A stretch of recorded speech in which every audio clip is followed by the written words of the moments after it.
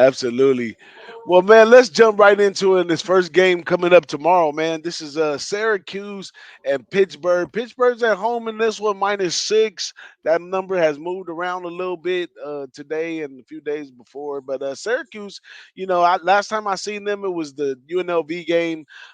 They did a really good job. UNLV's a really good team, and they did their thing. But I don't know if they compare it to what has going on here on offense over here on Pitt. Although Syracuse defense is pretty good, Pitt's offense is amazing this year, and it's going to be a tough challenge for them to slow them down. But looks like a lot of people are favored over here on Syracuse being able to close the gap at least. But Pitt has a great record and also a great record at home. So I don't know if they're going to be going for that.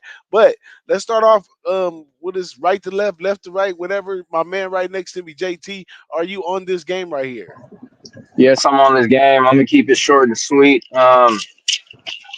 Starting with the injuries, we have Pena's hurt. Their wide receiver is questionable with a lower body injury. He's targeted 8 to 9 times a game, 7 receptions for 76 yards a game.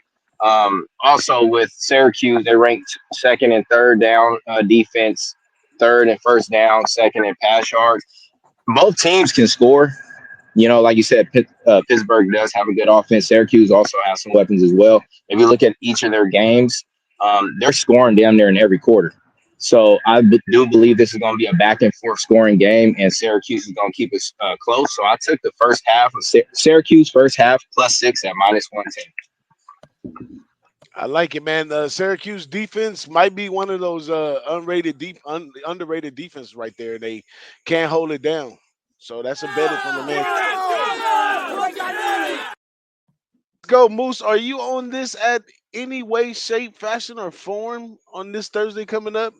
I'm still holding on the Syracuse, but I haven't gotten there yet, but I'm likely to get there. The interesting thing here is that the tickets and the cash have both come in on Syracuse, and yet the line has not really worked towards Syracuse. If anything, it's actually kind of gone away from them. It's been fluctuating between 5.5, 6. And I thought, given the amount of money and cash that was coming on them, I would have thought that the 6.5 may have showed up, or the 4 or 4.5 might have showed up, but it's hovering right at 5.5, 6. So that makes me apprehensive. But in the series, Syracuse has lost their last 10 trips to Pittsburgh, and in 3-7 ATS. The last time Syracuse won at Pittsburgh was in 2001. But Syracuse did win last year, which broke a 5-year win streak for the Panthers. But that win streak is still alive at home. Pitt under Narduzzi, 12-7 straight up, coming off of a bye. Narduzzi has been very good in conference, going 46-32 straight up, 43-34-1 ATS. But I mean, this is really, I think this is going to come down to what you see from the quarterbacks. Kyle McCord, coming up from Ohio State, has been fantastic, and Eli Holstein has been one of the better freshmen in the country. So, one question I have is, will the Pitt pass rush be able to get to McCord? If Pitt pass rush, which has been pretty decent this year, is able to get to McCord, I definitely see why the line is not moving, and I would expect the potentially McCord to be under duress most of the game. But I expect Syracuse to move the ball. Hughes ranks top 10 in echo rate, which is essentially big plays going into the 40 or big plays inside of the 40. And it's top 26 in points off echo. Pitt has been average in echo defense and are a bit better in the red zone. But as mentioned already, the better defense is really better at home, really. I mean, the defense has been much better at home. The coverage has been much better at home. Syracuse ranks third in the country in conversion rate. I mean, I could go on. And if you guys have any more desire to see what I'm doing here, I have a Moose Dive. DM me if you'd like the information, but I'm not there on Syracuse yet, but a lot of things are pointing me in that direction. But Narduzzi at home in a series that they've dominated, I'm a little apprehensive to go to Syracuse yet. I feel you on that. So that's a forget about it. Next up, Big Ragu. You did a few things with Pitt, here and there throughout the days. You had a good look on them. I don't know. What do you feel about this one?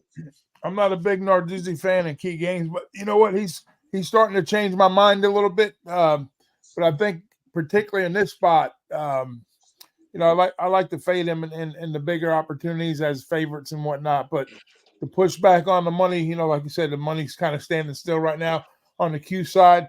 And I'm a big fan of McCord, what he's doing over there. Every time it seems like when they get the big name quarterbacks, they rise to the occasion. and go back through the years with this program as a whole. But it's not a fade spot. But I do like the Q side here, especially early on. If you look at Pitt's defensive numbers, they're towards the bottom. I mean, the low numbers like the high 120s in first quarter points allowed. They're giving up better than a touchdown. So that tells me Pitt's very live right out of the gate here. So I'm probably going to double up. I'm going to be on Pitt. Cuse on the first quarter, first half. I think points are fireworks. The number shows that. And Syracuse is going to get their share.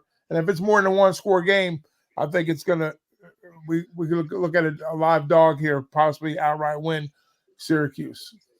There we go, right there. Now, wine time. Go ahead and clean this up one. You on this one for this break? I'm Thursday? gonna make this short and sweet for you guys. Kyle McCord is 16-2 as a starting quarterback in the last 2 years. This guy knows how to win ball games. We saw them UNLV. We saw them hang tight with them until the very end, and they ended up winning that game outright. They have that loss at home to Stanford. That just seemed like a very much Stanford spot. Pitt, on the other hand, 6-0. They're a ranked team coming into this one.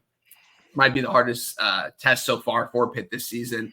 It is at Pitt, though. Don't get me wrong. The fans are going to be rocking out for this one. I had low expectations. I did not think they were going to be ranked at this part of the season for Pitt. So with that being said, I have nothing on this game, but I would only lean towards Syracuse and Kyle McCord. I feel you on that. Well, I haven't got to the window with anything yet, but I really I'm looking to hit the under on this one. It's one of those situations.